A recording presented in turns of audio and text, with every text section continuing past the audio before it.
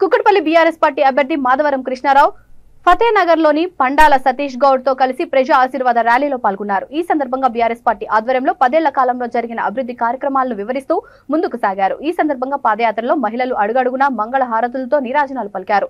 ఈ నేపథ్యంలో ఎమ్మెల్యే మాధవరం కృష్ణారావు మాట్లాడుతూ ఒకప్పుడు ఫతేనగర్లోని మంచినీళ్లు లేక డ్రైనేజీ వ్యవస్థ అస్తవ్యస్తంగా ఉంటూ వర్షం వస్తే రోడ్లు బురదమయం అయ్యేవని, కానీ నేడు ఈ పరిస్థితి పూర్తిగా మారిందని తెలిపారు.